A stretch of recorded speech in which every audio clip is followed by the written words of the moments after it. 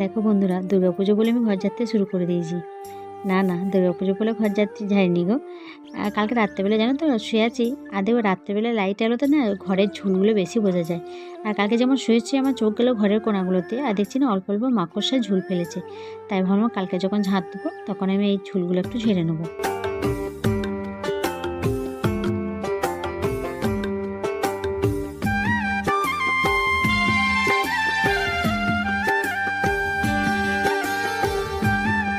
আর এই সিলিংগুলো জানো তো আমি নাগাল পাই, খুব নিচু সিলিংগুলো। মানে নিচের শানটা আবার ঢালাই করেছে বলে একটু মানে নিচের শানটা উঁচু হয়ে গেছে বলে সিলিংগুলো আমি নাগাল পাই। এমনকি ফ্যানটাও পরিষ্কার করতে পারি, খাটের ওপর চেপে ফ্যানগুলো পরিষ্কার করতে পারি। আর এই বেড কভারটা তুলে দিলাম, আর একটা কাঁচা বেড কভার আছে সেটা পেতে দিলাম। দুদিন আগে এটা কেচেছিলাম, দিয়ে আবার আজকে এইটা পেতে দিলাম, ওইটা তুলে দিলাম, ওইটা কেচে দেবো। তারপর 3-4 দিন এইটাতে শোবো, তারপর আবার ওইটা পেতে দেবো।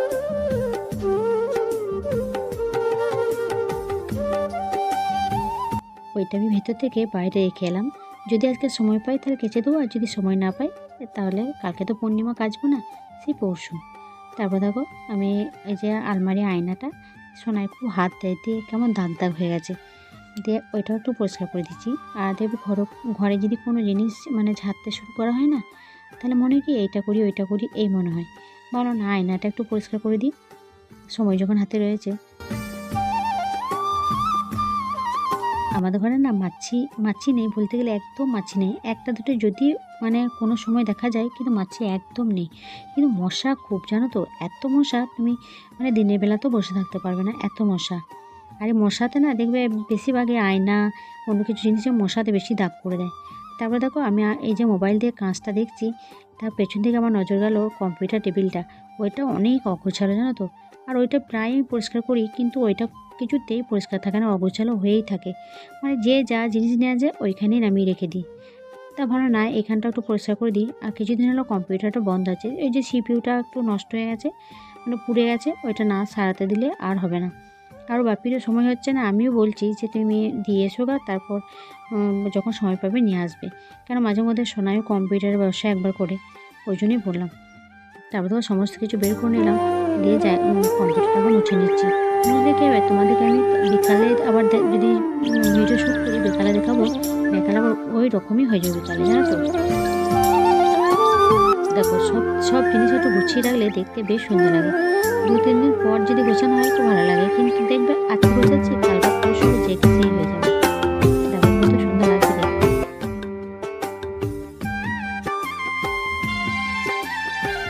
তারপর দেখো সোনাই আমার এগুলো সব পরিষ্কার করা হয়ে গেল, সোনাই পড়তে বসেছে।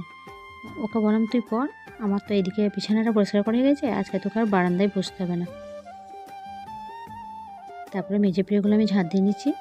একবার ঝাঁট দিয়েছিলাম, আবার যেহেতু আবার ঝুলগুলো পড়লো সেগুলো একবার ঝেড়ে নিলাম। আর এদিকে মায়ের দেখো পুজো হয়ে গেছে, আর দেখো কত সুন্দর লাগছে দেখতে। আজকে কাঞ্চন ফুল, দোপাটি, তারপরে অপরাজিতা এগুলো বেশি পেয়েছে। আর এমনি সাদা ফুলটা খুব একটা পাইনি।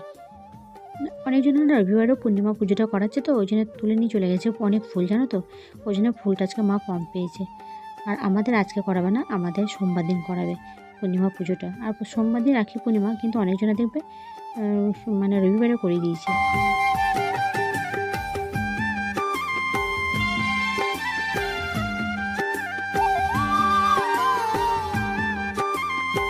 তারপর দেখো আমি সবজি কাটবো, ওই জন্য আমি দেখো ফ্রিজ থেকে সবজিগুলো বের করে নিচ্ছি। আর কালকে না আমাদের গাছে একটা ঝিঙে হয়েছিল, জানো তো। এখানে একটা ঝিঙে গাছ হয়েছিল, সেই ঝিঙে গাছে 3টে ঝিঙে ধরেছিল, তার মধ্যে একটা অনেক বড় হয়ে গেছিলো, আর 2টো ছোটো ছোটো, তার মধ্যে মনে হয় একটা পচে যাবে আর একটা মানে পাবো। মা বলছিল কালকে তুলে যে নারায়ণ পুজো হবে ওখানে যে শীতে দিতে হয় সেখানটায় দিয়ে দেবে, ওই তাই করবে। আর একটা তুলে নিয়ে এলাম, ওটা অনেক বড় হয়ে গেছিলো, ওটা না তুললে আর 2 দিন পর কিন্তু খুব শক্ত হয়ে যেত, আর বীজগুলো শক্ত হয়ে যেত, ওই জন্য ওইটা তুলে নিয়ে চলে এলাম। আর ওই ঝিঙেটাই আমি আজকে রান্না করব। আর কালকে সন্ধ্যেবেলায় না একটা সে ঝোড়ো বাতাস মতন দিল, তো বৃষ্টি হচ্ছিলো, দিয়ে এখানে একটা সজনে বড়ো গাছ ছিল, সেই ডালটা পুরো ভেঙে গেছে। দিয়ে মা আবার সকালবেলায় ওইদিকে গেছে হাঁটতে, তখন ওই সজনে বেশ কচি কচি ডালগুলো মা দেখো নিয়ে এসছে বলে শাক করে দিতে। তা মা বেছে দেবে, আমি এমনি সবজিগুলো কেটে নিই। তারপরে এদিকে সোনাই যখন পড়ছে ওই জন্য টিফিন বানাতে হবে, আমি কাপড় ছেড়ে চলে এলাম, দিয়ে ওই জন্যে পাস্তা করে দিচ্ছি। আর আগেই কড়াই আমি দেখো আলু সেদ্ধ আর উচ্ছে সেদ্ধ করতে দিয়েছি। আর আমি একটা কাঁচা লঙ্কা কেটে নিচ্ছি উচ্ছেতে দেবো। আর আলু সেদ্ধতে কাঁচা লঙ্কা দেবো না, ওইখানে আলু সেদ্ধতে আমি ওই কাঁচা লঙ্কায় কুচি কুচি করে কাটবো আর চিড়ে দেবো, নিয়ে তেল লঙ্কা করে দেবো। আর উচ্ছেটাতে আমি কাঁচা লঙ্কা কাঁচা তেল দিয়ে ছানবো, আর একটুখানি আলু সেদ্ধ দিয়ে দিয়েছি, ভালো লাগবে খেতে। তারপর দেখো পাস্তাটা আমি সোনাইয়ের জন্য তৈরি করে দিচ্ছি।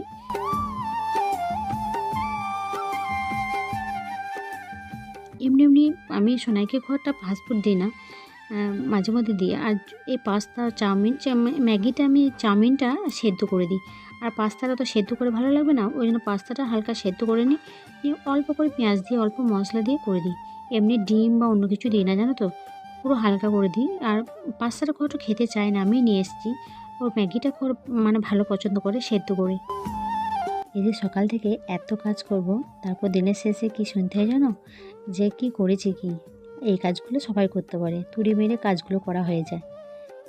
আমাকে বলবে, হ্যাঁ আমাকেই বলে জানো তো, সেও ইয়ার্কি মেরে, মানে আমাকে রাগাবার জন্যে। ওর বাপি যখন রাত্রেবেলায় বাড়ি আসে ডিউটি থেকে, দিয়ে কথায় কথায় বলি আমার পাগুলোকে ব্যথা করছে, বা আমি খুব ক্লান্ত, বা এরকম যদি কিছু বলি, ও বলবে কি কেন আজকে এরকম হলো কেন, আমি বলছি আজকে খুব পরিশ্রম হয়েছে। তখন হাসতে হলো, ওই কাজগুলো ওইগুলো আমি তুড়ি মেরে করে দেবো। সারাদিন পরিশ্রম করার পর যদি রাত্রেবেলা শুনতে হয় কী করেছি কি, তাহলে কতটা রাগ ধরে বলো তো। হ্যাঁ, সেটা অবশ্যই ইয়ার্কি মেরে বলে, সত্যি বলে না। আর ওদের জানো তো খুব পরিশ্রম হয়, মানে আমার হাজব্যান্ডের যেহেতু ইলেকট্রিক ডিপার্টমেন্ট আছে, তো ওই জন্য ওদের না প্রচুর পরিমাণে হাঁটতে হয় কী বলো তো, ওদের না সার্ভে করতে হয় বেশি ইলেকট্রিক লাইনগুলো, ওই জন্য তো বেশি পরিশ্রম। তাহলে চলো বন্ধুরা, আজকের মতো আমি ভিডিওটা এখানে রাখছি। ভালো লাগলে অবশ্যই লাইক কমেন্ট করবে, অবশ্যই পাশে থাকবে। আর হ্যাঁ বন্ধুরা, আমি না প্রত্যেক দিন দুপুর 12টা থেকে 12:30টার মধ্যে লাইভ করি, অবশ্যই আমার লাইভে জয়েন হবে। আর সবাই সুস্থ থাকবে, পাশে থাকবে। দেখা হচ্ছে